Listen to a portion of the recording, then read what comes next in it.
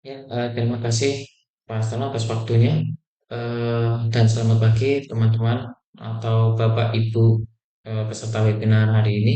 Jadi sesuai judul yang sudah dijelaskan sebelumnya ya, di webinar kali ini kita akan membahas mengenai Science in Daily Life, membuktikan fenomena sehari-hari dengan CFD. Khususnya kita akan membuktikan fenomena pengisian BBM ya, isu di mana speed berpengaruh terhadap volume akhir. Nanti kita akan buktikan dengan computational fluid dynamics. Oke, sebelum kita mulai, perkenalkan saya Samsul Kurniawan selaku pemateri webinar hari ini. Oke, sebelum kita jauh ke membahas tentang CFD, apa itu CFD dan bagaimana cara setupnya, bagaimana kegunaannya di kehidupan sehari-hari, kita kenalan dulu dengan apa sih fluida itu. Jadi kita tahu bahwa di alam ini ada tiga fase material yaitu solid, liquid, dan gas. Jadi secara umum liquid dan gas ini yang disebut dengan fluida. Ya, jadi kalau cabang ilmu dinamika fluida adalah cabang ilmu yang mempelajari tentang fluida yang bergerak seperti itu. Jadi, terus kenapa kita penting mempelajari fluida dan pergerakannya? Karena fluida ada dimanapun dan pergerakan fluida ini mempengaruhi kehidupan kita sehari-hari. Jadi dinamika fluida itu penting hampir dalam semua bidang sains dan teknologi. Apalagi di era sekarang tuh semuanya serba simulasi dulu ya untuk mungkin memakai prototipe atau mengetahui lebih awal kegagalan seperti itu. Jadi contohnya kayak di bidang biologi seperti ini, ngecek aliran udara, kemudian mungkin aliran oksigen dalam paru-paru, ya. Terus ada lagi untuk agrikultural ya. Jadi bagaimana membuat greenhouse yang sangat baik ya untuk pertumbuhan tanaman, untuk mengontrol kelembapannya, suhunya yang masuk ke dalam sini, kayak gitu. Kemudian ada lagi kalau untuk di bidang engineering paling gampang kita ambil contoh HVAC, HVAC heating ventilation air conditioning. Jadi CFD itu digunakan ya atau ilmu dinamika fluida itu digunakan untuk mencari kondisi paling nyaman sebuah ruangan. Jadi seperti temperaturnya berapa, kelembapannya berapa, seperti itu. Oke, selanjutnya dinamika fluida dalam bidang teknik ya. Bagi seorang engineer, menganalisa berdasarkan dinamika fluida dapat menimbulkan efek yang signifikan. Contoh, pencapaian dan peningkatan kinerja dari desain produk atau sistem yang dibuat, mengurangi biaya produksi. Jadi, kenapa bisa dibilang mengurangi biaya produksi? Karena dengan kita menganalisis dinamika fluida untuk suatu sistem yang di situ prinsip kerjanya memanfaatkan dinamika fluida ya atau memanfaatkan dari para properties yang dikandung oleh fluida, ini bisa memangkas prototyping seperti itu. Terus memperpendek siklus desain, memberikan margin keamanan yang lebih tinggi dan memahami masalah dan kegagalan produk sebelum produk tersebut digunakan. Ya, contoh misalkan kita analisis heat exchanger. Jadi sebelum produk itu dibuat, kita bisa mengetahui terlebih dahulu bagaimana desain ini lebih efektif gitu ya, menghasilkan distribusi panas yang lebih baik, namun pressure drop tidak terlalu tinggi seperti itu. Terus ada juga misalkan pengen konfigurasi jumlah bilah pada blower ataupun pompa seperti itu, ataupun membuat jalur dari perpipaan supaya menurunkan pressure drop. Nah, itu juga bisa kita evaluasi lebih awal sebelum produk dibuat. Jadi dengan analisis fluida yang ada pada sebuah sistem ataupun komponen, kita dapat membuat produk menjadi lebih berkualitas, memiliki lifetime lebih lama dan juga lebih efisien. Oke, selanjutnya tentang computational fluid dynamic. Jadi histori munculnya CFD itu seperti apa gitu ya. Jadi kalau sekarang lebih dikenal singkatannya CFD ya. Cuma jangan salah persepsi. Jadi CFD di sini bukan Car Free Day tapi Computational Fluid Dynamics. Ini merupakan sekumpulan metodologi yang menggunakan komputer untuk melakukan simulasi aliran fluida. Penggunaan CFD di dunia industri relatif baru. Pertama kali digunakan sekitar tahun 1990-an pada industri penerbangan. Bagi perkembangan awalnya tahun 1900 sampai 1940 ini persamaan dasar yang mengatur aliran fluida yang dikenal dengan Navier-Stokes itu dikembangkan. Persamaan ini menyediakan kerangka teoritis untuk memahami perilaku fluida. Kemudian ketika era komputer eh, sudah mulai dikembangkan ya, komputer mulai muncul pertama kali di tahun 1950 sampai 1960, ini merupakan titik balik dalam CFD, memungkinkan dilakukan perhitungan rumit dengan kecepatan tinggi dan mendapatkan jawaban atas masalah aliran fluida yang dulu dianggap mustahil untuk dipecahkan. Ya, kemudian dikenalkanlah metode numerik di tahun 1960, 1970. Jadi penerapan metode numerik memungkinkan para peneliti untuk membagi domain menjadi kisi-kisi elemen yang lebih kecil guna menentukan sifat-sifat fluida dalam setiap elemen. Hal ini memungkinkan analisis geometri dan kondisi batas yang lebih kompleks.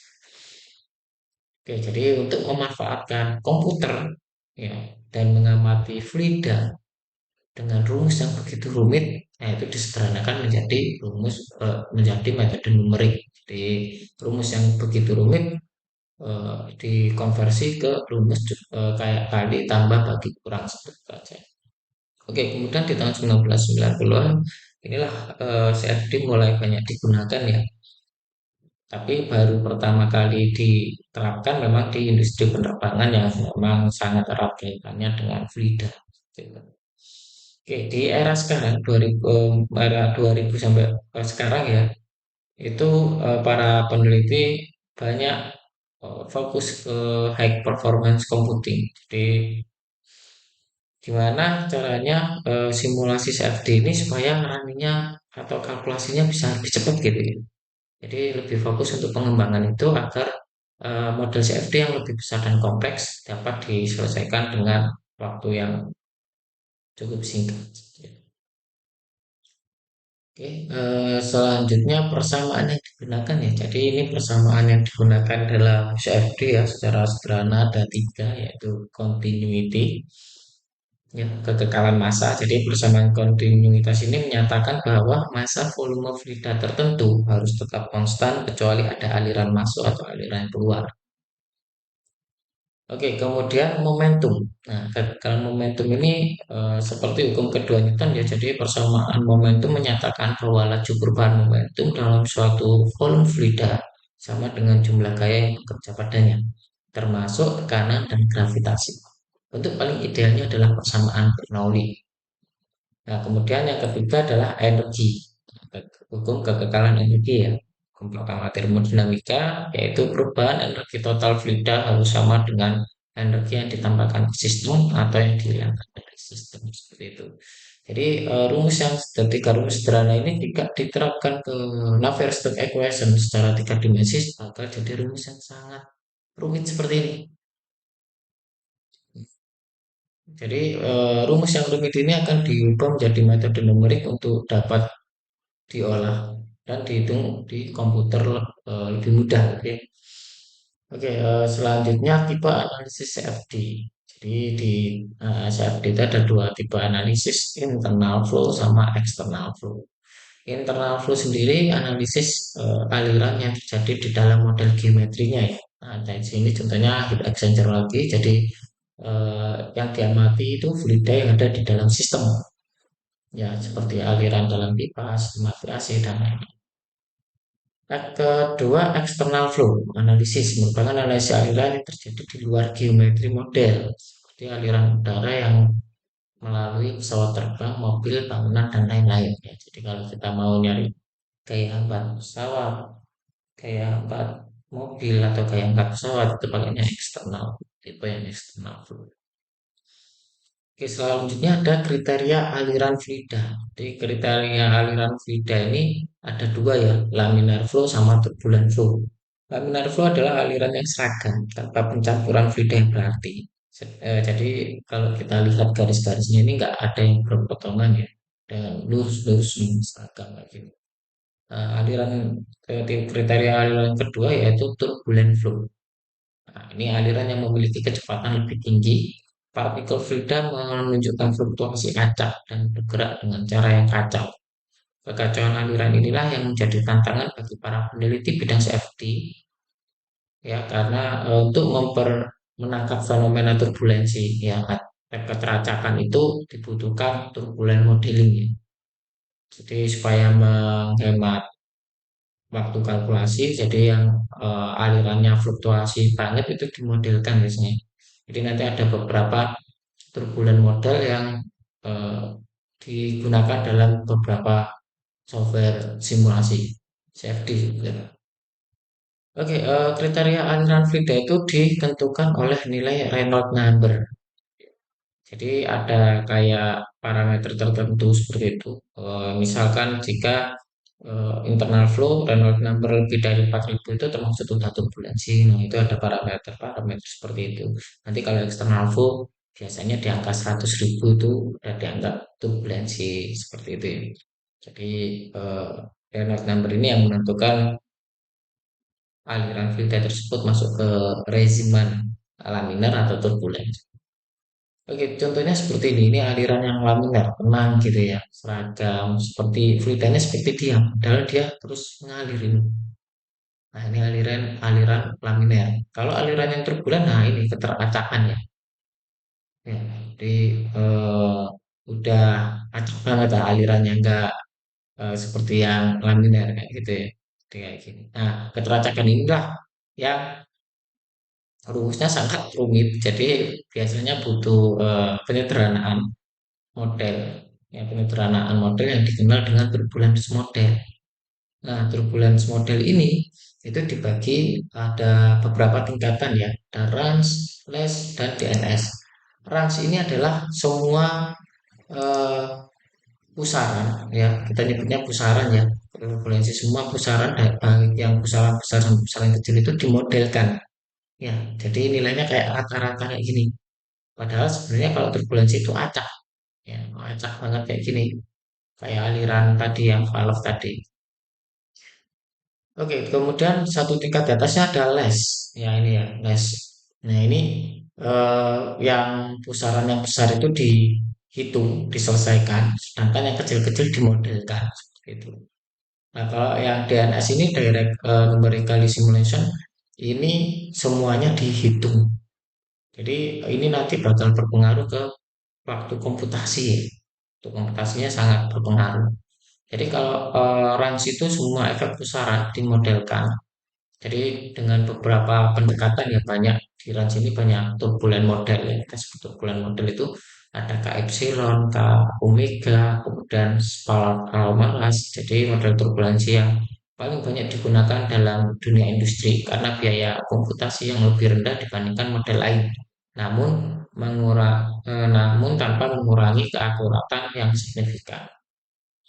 Kalau model yang des sama les ini pusaran besar dihitung, namun pusaran kecilnya dimodelkan.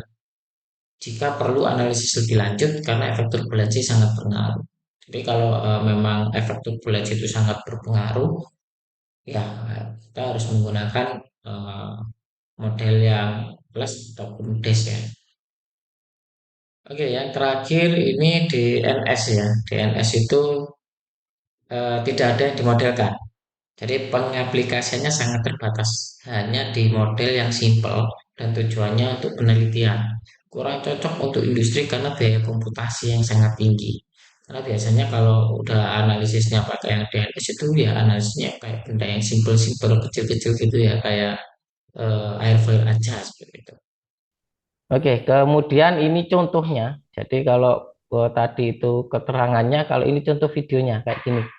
Jadi kalau runs ini steady ya, jadi dia diem. Ya udah semua turbulennya dimodelkan.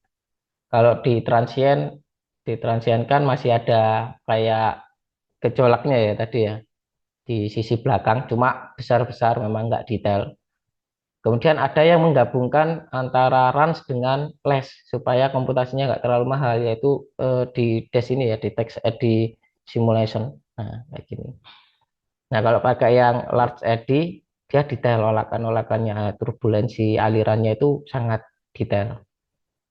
Nah, ini yang direct numerical simulation ini lebih detail lagi ya. Bahkan sampai fluktuasi terkecil dia dihitung. Ini lebih detail kayak gini.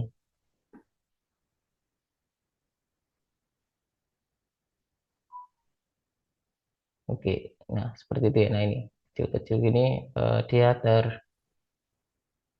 fenomenanya bisa kita lihat gitu kalau pakai yang direct. Oke, selanjutnya ini salah satu contoh eh, contoh persamaan dari turbulen ya yang runs tadi yaitu tipe K epsilon yang memang banyak digunakan kalau di bidang industri karena dia lebih stabil gitu ya, stabil dan turbulen K epsilon ini menyelesaikan persamaan dengan menyelesaikan turbulensi dengan dua persamaan.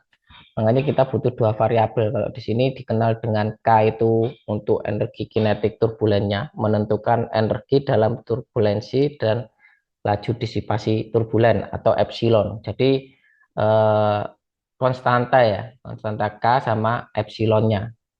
Nah, nanti ada perhitungannya sendiri. Kalau nyari epsilon eh, ada kayak konstanta-konstanta tertentu ya yang nanti kita bisa dapat nilai K sama epsilonnya seperti itu.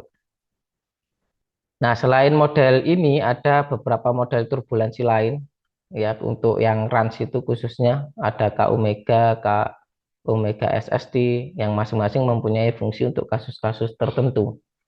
Jadi eh, penting pemilihan turbulensi model itu untuk ini ya, selain untuk kecepatan komputasi juga untuk keakurasian. Jadi tergantung kasusnya nanti seperti apa. Perlu kita pastikan pemilihan turbulen modelnya tepat gitu. Oke, fungsi CFD sekarang yaitu eh, untuk ini tadi ya seperti yang disebutkan di awal. Jadi sebelum kita membuat prototyping kita juga sudah bisa mengevaluasi bagaimana produk yang mau kita buat itu bekerja. Jadi tahapan validasi biasanya yang dilakukan eh, engineer baik itu CAE maupun CFD ya biasanya seperti ini. Jadi model solusinya dibuat dulu, apakah hasilnya mendekati eksperimen data ya dilihat dari pendekatan ini biasanya dilihat dari presentasi error. Nah, misalkan kita punya batasan presentasi errornya nggak boleh lebih dari 10%. Jadi 10% ini nggak tetap ya bisa lolos atau nggak tergantung kasusnya. Jadi ada yang batasannya cuma 2,5% seperti itu. Jadi tergantung kasusnya juga karena eh, namanya ini ya model numerikal itu pasti ada selisih lah dengan eksperimen data. Karena banyak faktor yang mungkin sudah diasumsikan dalam proses numerik gitu. Oke, misalkan kita target 10%-nya diasumsikan lolos ya di bawah 10% lolos. Nah, berarti eh, valid valid kalau misalkan belum valid harus diulang lagi di model solutionnya sampai ketemu yang diinginkan ya presentasi error yang diinginkan. Kalau sudah valid baru eh, model yang kita simulasikan tadi bisa dijadikan sebagai acuan untuk proses meningkatkan komponen yang mau kita buat seperti itu ya. Jadi benar-benar jadi ini prosesnya bakal berulang sampai ketemu hasil yang optimal baru kita realisasikan menjadi benda nyata seperti itu. Nah, contohnya seperti ini. Jadi evaluasi dulu, dicoba setup, nah, kemudian dibandingkan sama eksperimen. Kalau memang sudah mendekati, berarti istilahnya setup CFD kita udah sesuai, udah benar ya, karena fenomenanya udah tercapture dengan baik. Nah, setelah itu tinggal kita improve aja, misalkan, oh ditambahin apa gitu ya, supaya meningkatkan temperatur temperatur outnya misalkan kalau target kita ingin meningkatkan temperatur eh, fluida panasnya seperti itu. Oke, sesuai judul jadi CFD pada kehidupan sehari-hari. Ya, jadi tanpa kita sadari kehidupan kita sehari-hari itu sangat erat dengan aliran fluida ya baik udara maupun air seperti itu. Jadi seperti ini contoh kita menuang minuman, kemudian eh, kopi panas yang kita taruh di ruangan gitu ya. Itu ada fenomena fluidanya yaitu konveksi paksa. Kenapa kok muncul uap panas seperti ini. Nah, kemudian, nah ini kalau waktu kecil dulu sering mainan layang-layang ya. Nah, ini sangat menerapkan fluida ya, dinamika fluida sangat menerapkan hukum dinamika fluida untuk menerbangkan layang-layang seperti itu. Oke, selanjutnya ada sistem pengisian BBM. Nah, ini yang kita udah mulai masuk ke materi intinya. Jadi, sistem pengisian BBM, kenapa kok nozzle yang buat ngisi BBM itu bisa berhenti otomatis ya? Nah, ini engineer yang membuat nozzle ini sangat bagus sekali karena sistemnya full mekanik ya, full memanfaatkan fluida seperti itu tanpa ada electrical, karena kalau ada electrical di bagian sini kan berbahaya ya bagi pengisian bensin kayak gini karena materialnya mudah terbakar seperti itu. Jadi ini full sistemnya pakai mekanik memanfaatkan valve seperti itu.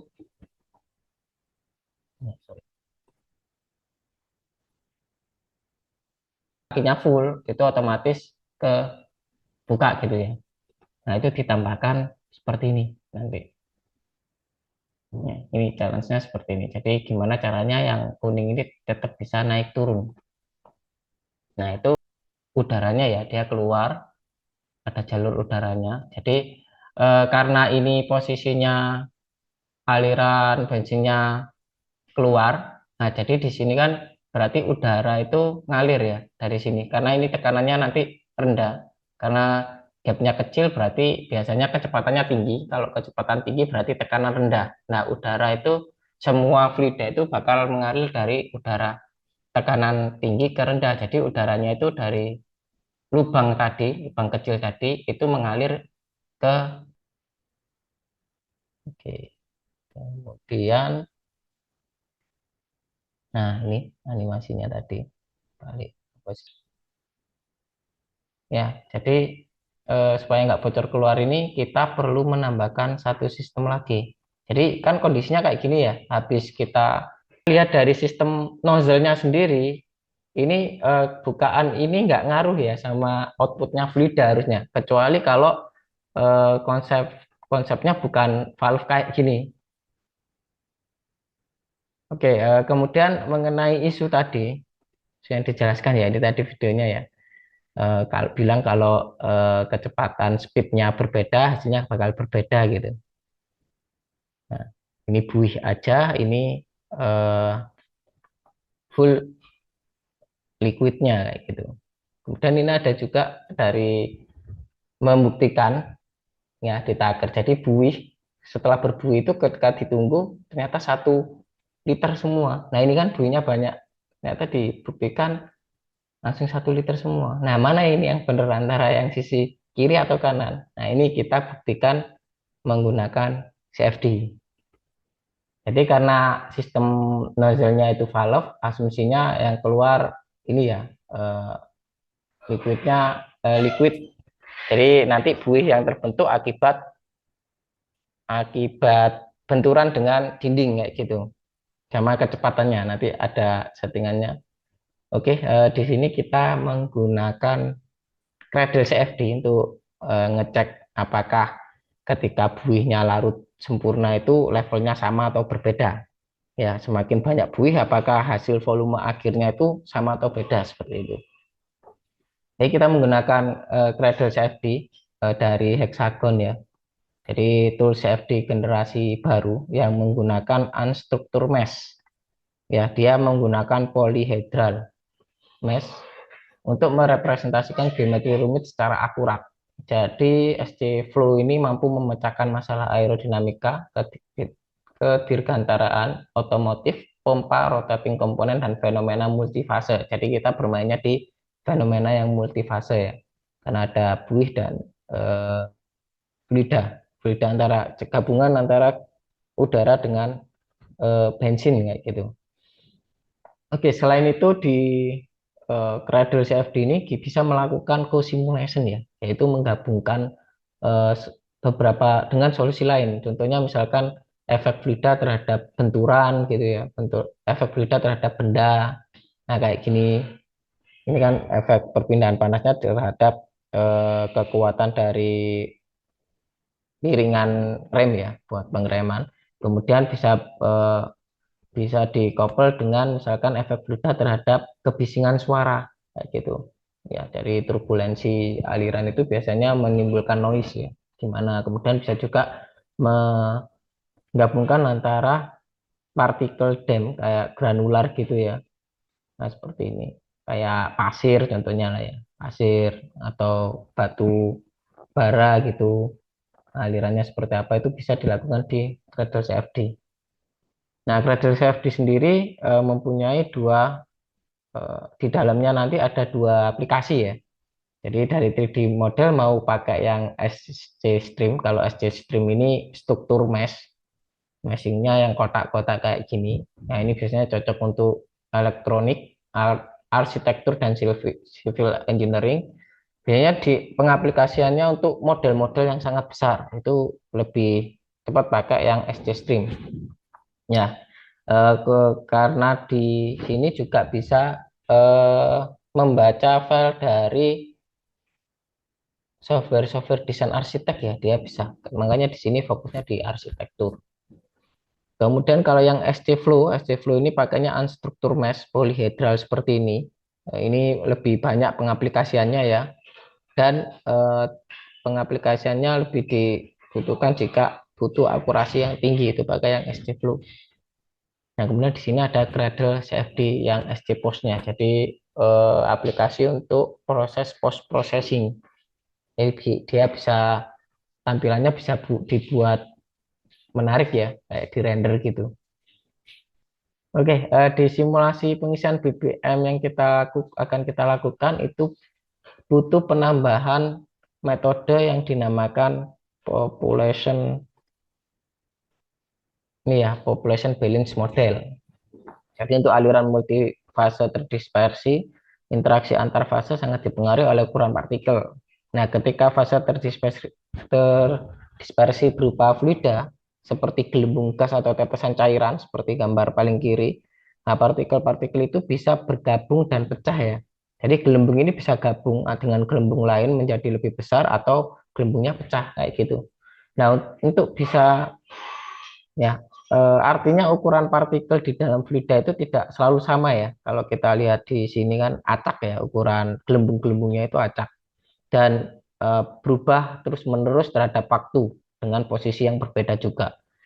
Namun dalam simulasi CFD sangat sulit dan mahal secara komputasi jika kita harus melacak setiap gelembung satu per satu karena jumlahnya bisa jutaan kayak gini. Nah, oleh karena itu kebanyakan simulasi yang untuk mengamati gelembung-gelembung kayak gini itu menggunakan pendekatan rata-rata secara ruang dan waktu, bukan melacak tiap partikel secara individu. Jadi kalau analisis kayak gini lebih cocok pakai metode ini ya, turbulence model yang kayak K epsilon, K omega gitu. Kalau pakai yang large eddy tadi yang detail banget itu kurang cocok karena komputasinya nanti jadi nggak masuk akal ya. Oke, kemudian PBM ini menghitung distribusi ukuran partikel rata-rata di setiap lokasi dalam domain melalui fungsi distribusi NL ini ya. Jadi dengan mengaktifkan model ini kita udah bisa software udah bisa ngitung sendiri nanti kayak persebaran partikelnya seperti apa. Seperti itu. Nah, singkatnya PBM adalah cara untuk memperkirakan sebaran ukuran partikel seperti gelembung atau tetesan tanpa perlu menghitung satu persatu ya, melainkan dengan menghitung nilai rata-rata dan distribusinya di seluruh domain simulasi. Jadi dia nanti bisa lihat kayak penggabungan gelembung, kemudian pecahnya gelembung kayak gitu ya. Jadi nanti di simulasi BBM tadi kita bisa lihat oh buihnya terbentuk banyak, nanti ditunggu buihnya bisa hilang sendiri gitu. Gabung jadi satu menjadi fluida utuh. Nah, ini teknologinya pakai population balance model. Oke, dalam simulasi itu tahapannya tiga ini ya, selalu tiga ini dalam simulasi apapun. Jadi tahap pertama adalah pre-processing, di mana kita mempersiapkan model setup kondisi batas, pemodelan tadi ya baik pemilihan turbulence model, pemilihan model untuk multifase itu apa aja. Jadi karena banyak metode ya, jadi harus menyesuaikan dengan tujuan yang ingin diamati seperti itu. Oke, setelah itu solving ini proses menghitung. Jadi kita bisa lihat grafik relatif errornya seperti itu ya. Nanti informasi error-error akan bisa dilihat di solving ini. Ya, kalau misalkan udah running ternyata di tengah-tengah perhitungan ada warning gitu error, nah itu akan ditunjukkan. Dan selama solving di software Gradle ini kita bisa ngamati juga langsung di couple dengan post processor itu bisa. Jadi misalkan solvingnya di step ke 1000 gitu ya. Nah, di post processornya bisa di update gitu ngikutin eh, hitungan terakhir dari solvingnya gitu. Jadi kita bisa mengamati langsung sebelum ini ya, sebelum proses kalkulasi selesai pun udah bisa diamati. Nah, kemudian post processing. Post processing itu proses menampilkan data ya, baik berupa video, upload, itu volume rendering ataupun data seperti di bawah ini grafik nanti. Jadi di sini kita bisa pakai tampilan ini dan ada L-file namanya. Jadi L-file ini untuk data-data yang seperti ini ya. Nanti outputnya grafik biasanya. Oke, ini contohnya. Jadi sorry. Nah, jadi kita buka Gradle, dia akan muncul seperti ini ya, kicker kita nyebutnya. Nah, jadi ada pilihan SC Flow, SC Stream kayak gitu. Jadi kita pakai SC Flow, pilih yang pre-processing. Nah, tampilannya seperti ini nanti, pre-processing. Nah, kita buat project dulu. Nah, kita buat project seperti itu. Ya.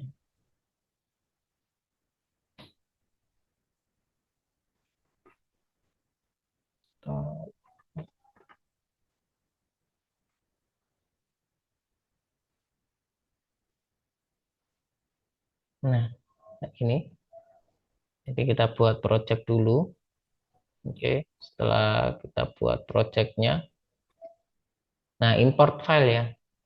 Jadi di sini tinggal import file bisa buat part juga. Nah, ini import file jadi ekstensinya banyak sekali yang bisa diimport. Jadi bisa XT, step ya, bahkan file SolidWorks pun bisa langsung tanpa harus ngubah dulu ke netral file. Jadi banyak file yang bisa langsung diimport tanpa harus melalui proses ekspor dulu ya. Misalkan desainnya dengan SolidWorks gitu. Nah, dengan ST Flow ini nggak perlu harus simpen ke XT dulu, ijazah atau step. Jadi baca format SolidWorks pun langsung bisa. Oke, seperti itu. Nah, setelah kita input seperti ini, baru kita definisikan pengondisiannya ya. Pengondisian dari simulasinya. Nah, kita input materialnya dulu misalkan. Nah, ini fluida. Fluidanya pakai dispersi multifase flow. Jadi gabungan antara dua fluida ya. Nah, seperti itu. Di sini kita pakainya oktan sama udara. Kemudian, nah di sini akan terbentuk material region. Setelah itu kita input, kalau udah input materialnya, kita input region. Jadi ini untuk mendefinisikan ya, mendefinisikan face yang sebagai inlet mana, yang sebagai outlet mana, yang sebagai dinding mana, seperti itu. Jadi tinggal diklik register seperti itu. Jadi nanti otomatis di bagian pengondisian akan terbaca ini yang kita register seperti itu.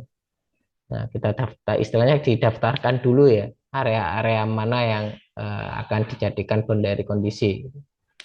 Oke, seperti ini. Nah, ini wallnya, dindingnya. Oke, setelah mendefinisikan itu baru kita tentukan kondisinya. Ya, jadi yang kita amati adalah simulasi alirannya aja dengan multi fast flow-nya kita pakai yang dispersi multi phase flow. Nah, kemudian metodenya kita menggunakan yang full Eulerian model.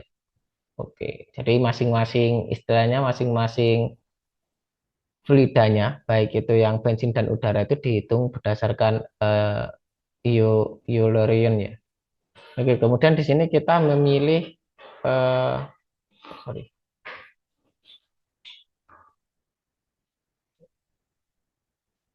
Nah, di sini kita memilih turbulent model. Jadi di sini turbulent modelnya ada banyak ya. Nah, itu ada RANS, SAS, DES, DDS, ya. Les. Jadi kayak yang di atasnya les itu sebelum RANS itu untuk gabungan ya antara metode les dengan RANS gitu. Jadi supaya komputasinya lebih ringan, tapi masih dapat fenomena fluida yang turbulen tadi lebih sedikit detail lah dibandingkan yang RANS. Oke, di sini kita pakai yang DES, kemudian pilih turbulent modelnya yang K epsilon. Nah, K epsilon ini supaya lebih stabil aja dan perhitungannya juga lebih cepat. Oke, setelah itu kita masuk ke basic setting. Jadi analisisnya harus secara transient supaya karena ada ini ya fenomena tadi yang pecahnya gelembung sama penggabungan gelembung tadi, gelembung gas. Jadi harus secara transient karena ada proses pecahnya gelembung dan penggabungan gelembung itu berubah terhadap waktu dan posisi. Jadi kita pakainya transient analisis seperti ini. Oke, setelah itu jangan lupa setting yang gravitinya. Gravitinya. Jadi gaya gravitasinya harus tetap di setup ke arah min Y ya, seperti ini. Jadi supaya gelembungnya itu benar-benar ngumpul di bawah nanti setelah proses pengisian selesai dia ngumpul di bawah ya. Nah, setelah itu setting untuk dispersi multi-phase flow-nya. Jadi di sini yang terdispersi adalah udaranya ya, yang membentuk gelembung-gelembung di dalam fluida tadi kan udaranya itu. Nah, itu kita definisikan.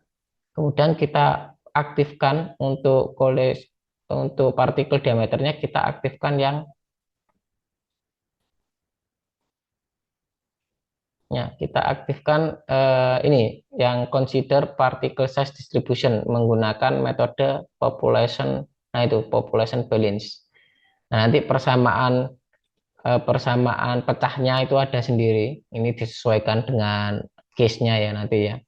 Jadi ada persamaan model untuk collision sama break-nya. Collision ini penggabungannya sama eh, break-nya ini pecahnya ya. Jadi ada persamaannya. Jadi ini secara default yang umum dipakai ya seperti itu. Kemudian kan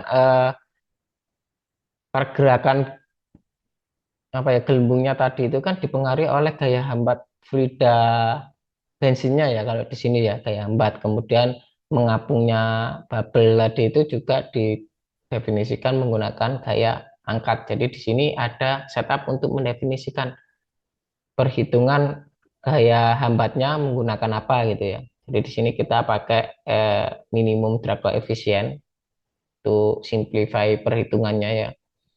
Kemudian calculation method lift force-nya, gaya angkatnya, yaitu kita pakai nilai tetapan 0,3. Jadi ini bisa dicari aja. Atau pakai persamaan. Jadi di situ juga sudah disediakan metode persamaannya dari masing-masing drag force sama lift force ya. Jadi nah itu ada Tommy-Yama lift model. Jadi ini menggunakan persamaan. Nah kalau nilainya tahu lebih baik di input seperti ini karena lebih simpel nanti di perhitungan. Oke, setelah itu kita jangan lupa kasih surface tension ya kalau analisis seperti ini. Surface tension itu ya untuk definisikan batas antara kekuatan kekuatan batasnya ya antara fluida udara dengan zat cairnya gitu. Ya, surface tension ini juga berpengaruh di proses pecahnya gelembung nanti.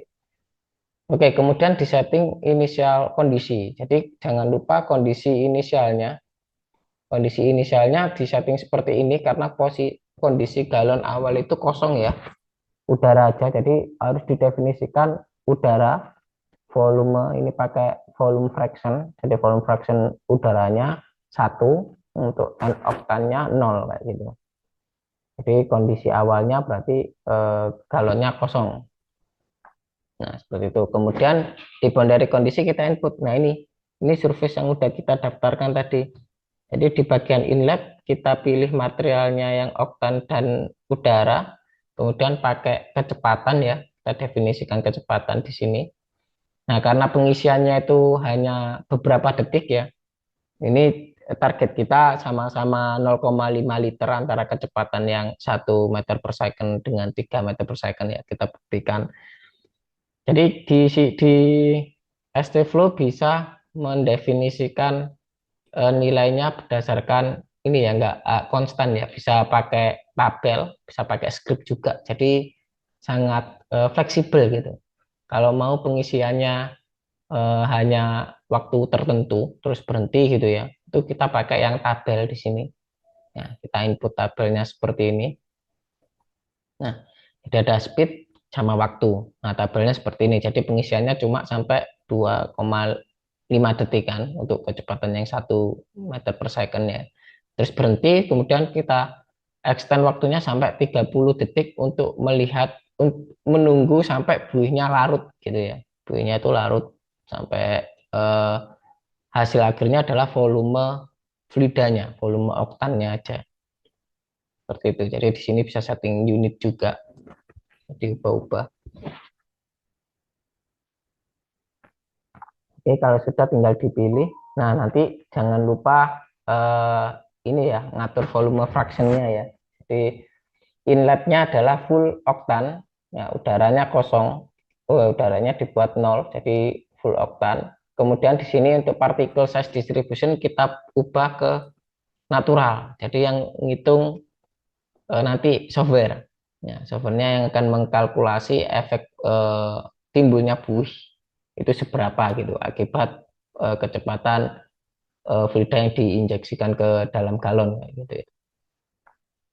Oke, tinggal di set, nanti di outlet kita input lagi kondisi inlet outlet flow-nya, kita pakai yang static pressure outflow.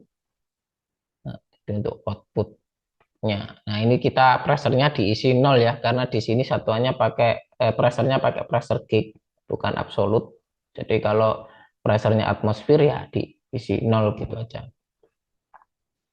Oke, kemudian tinggal mendefinisikan dinding. Nah, dinding itu pendefinisiannya di wall boundary. Nah, diklik aja yang wall boundary, pilih wall shear stress.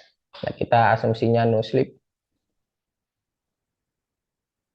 Oke, di set lagi. Nah, kalau sudah tinggal kita definisikan output filenya. Output filenya dia akan nyimpen per 0,05 detik. Jadi supaya nggak terlalu banyak ya, karena time step untuk kasus-kasus multifase itu biasanya sangat kecil. Jadi kita atur penyimpanannya per berapa detik gitu aja. Supaya filenya nggak terlalu banyak yang tergenerate di folder nanti.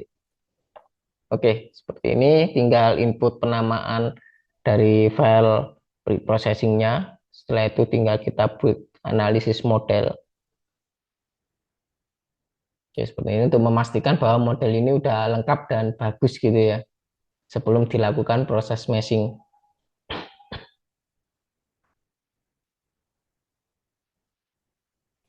Oke, setelah itu, nah ini proses meshing. Jadi ada dua tahapan. Octree parameter itu untuk mendefinisikan bentuk heksahedralnya yang masih bisa dibentuk di dalam region fluidanya ya. Bentuk heksa yang masih bisa di cover di sini seperti apa. Nanti sisanya bagian yang dekat dinding biasanya itu untuk mendefinisikan bonde area dekat dindingnya itu pakainya ini di mesh parameter nanti pakai polyhedral. Ya, jadi ini proses pembagian fluidanya dulu. Nah, biasanya di area dekat dinding, kan ini terbagi ya, nggak full kotak kayak gitu. Nah, area dekat dindingnya di mesh menjadi, nah ini polyhedral seperti ini. Nah, kemudian kalau udah tergenerate tinggal kita execute. Oke, seperti itu tahapannya ya. Jadi kalau kita cek meshnya kayak gini nanti di bagian sectionnya.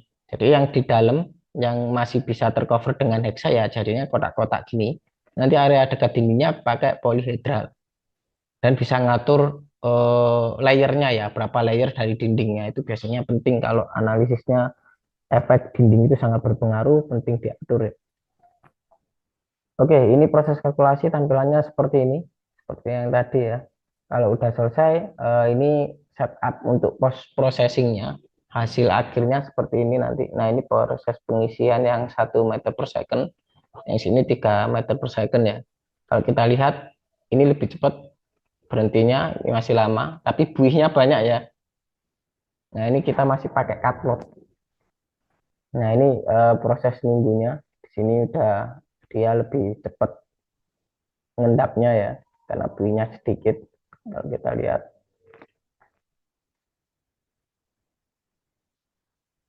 ini, ini masih lama.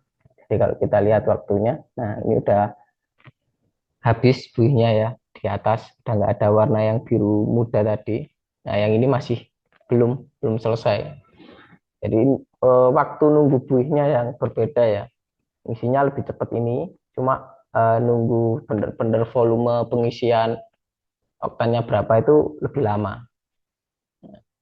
Lebih detailnya kita pakai yang ini, volume rendering. Jadi di SC Flow itu bisa untuk volume rendering kayak gini. Nah, ini yang putih ini buihnya ini. Nah, ini kan kayak full buih gitu ya, kayak video yang awal tadi. Nah, ini sedikit buihnya.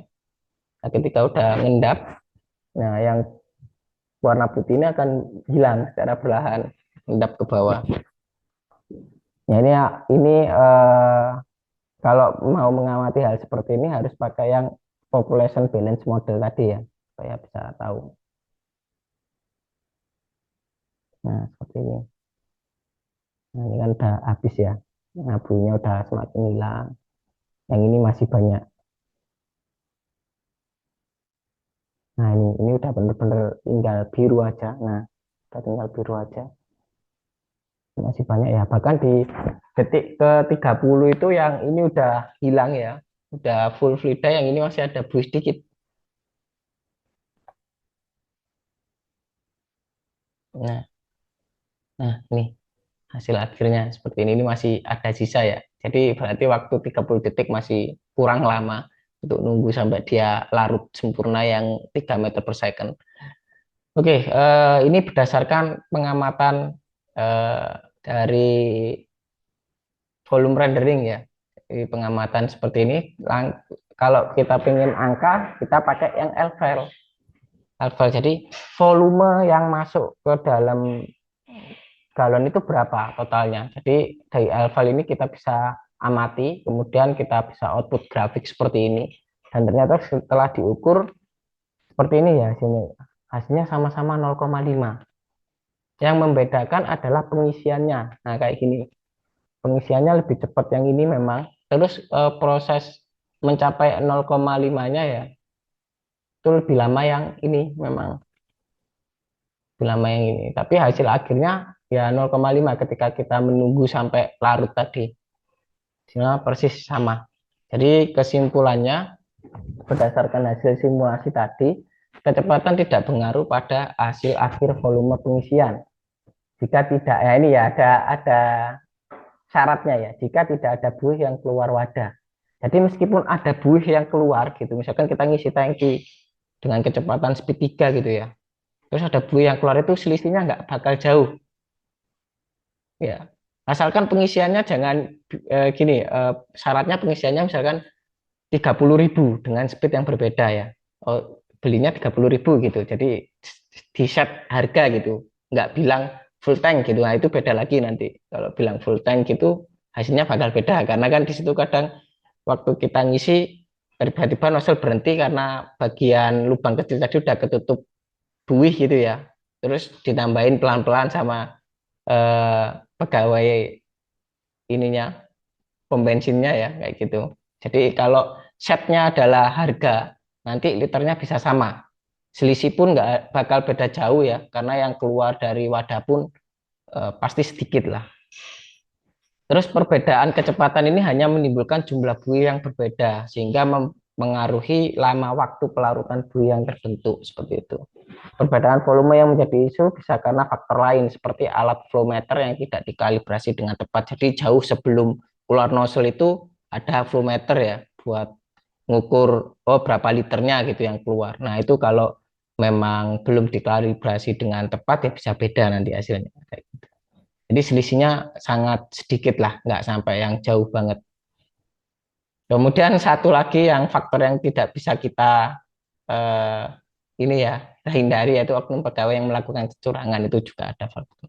Jadi kesimpulan dari simulasi ini sesuai dengan pernyataan dari ini ya Wakil Presiden Pertamina Patraniaga. Ini pernah diwawancara menyebutkan bahwa kecepatan nozzle dispenser sering sorry. Nah ini padahal kenyataannya tidak demikian. Jadi bisa dibaca aja di ini alamatnya kalau mau lihat secara detail. Dan ini sudah kita buktikan secara engineering ya. Jadi nggak hanya debat kusir, jadi udah kita buktikan. Jadi kalau mau teman-teman mau membuktikan lagi bisa juga misalkan oh setting meshnya diperhalus, kemudian parameter-parameternya eh, dibuat lebih detail lagi gitu ya, supaya hasilnya lebih valid, supaya benar-benar kelihatan sebenarnya selisih berapa sih, berapa persen sih gitu. Kalau misalkan speednya berbeda gitu ya. Jadi kalau dari hasil tadi itu nggak sejauh seperti video yang awal ya. Video yang awal tadi kan perbedaannya jauh banget itu, yang isu pengisian yang awal tadi. Oke, selain tadi, nah ini ya yang saya bilang kenapa CFD di kehidupan sehari-hari itu sangat erat kaitannya. Ini contoh CFD ya. Jadi penggabungan antara discrete element method dengan fluida yang dilakukan di SC flow. Jadi menanak nasi pun disimulasikan kayak gini ya. Nah, kayak gitu. Jadi sangat dekat dengan kehidupan sehari-hari. Kemudian ini mesin cuci. Ya. Jadi di safety cradle itu bisa juga membuat ini ya, di discrete elemennya bisa membuat cloth model. Nah, jadi semacam dibuat kain gitulah. Dari discrete elemen dimodelkan untuk kebacanya sebagai kain kayak gini satu satuan. Front loading washer washing always. Nah, kayak gini ya. Nah, ini kayak pelarutan gula lah. Nah, itu bisa juga. Nah, seperti itu. Nah, ini bisa dilakukan di cradle CFD. Nah, kan ini proses pelarutannya, partikel-partikel gulanya hilang. Nah, ini larut seperti ini. Oke, selain itu di CFD cradle itu bisa dikopling dengan banyak solusi dari heksagon seperti ini ya. Bisa pakai nanti ada engine sendiri buat kopling ke simulasi engine. Jadi contoh misalkan dari CFD mempengaruhi struktural itu bisa dikopling dengan Nastran nanti ya. Atau misalkan ingin mengamati efek turbulensi terhadap kebisingan suara ya. Tentu kita mau desain knalpot gitu misalkan, nah itu bisa dikopling dengan Actran nanti supaya tahu oh berapa desibel yang dihasilkan, terus jangkauannya seberapa jauh kayak gitu. Jadi solusinya banyak di hexagon seperti ini dan masing-masing bisa kita kopling nanti. Oke, seperti itu. Nah, ini bagi teman-teman yang mau menjadi CFD engineer ya, jangan lompat seperti ini ya. Jadi kalau benar-benar mau jadi ahli di bidang CFD, jangan lupa memperkuat dasarnya. Jadi ada matematik, nanti ada fluid mekanik, ada fundamental of CFD. Jangan langsung lompat. Ya. Terus di sini banyak meme yang bermunculan seperti ini. Jadi oh awalnya kuliah mekanika fluida itu menarik ya.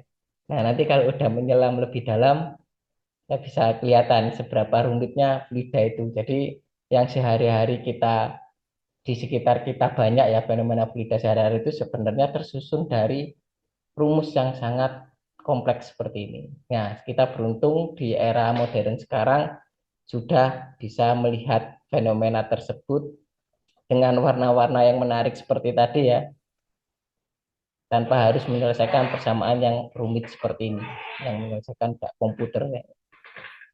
Oke, seperti itu. Jadi terakhir dari saya eh, ini ya ada sedikit quotes. Jadi jika kau tak tahan lelahnya belajar, maka kau harus tahan menanggung perihnya kebodohan. Seperti itu. Ini teman-teman kalau pengen expert di bidangnya ya harus eh, terus belajar, jangan berhenti. Oke, sekian dari saya untuk materi hari ini. Saya kembalikan ke moderator Pak Astono.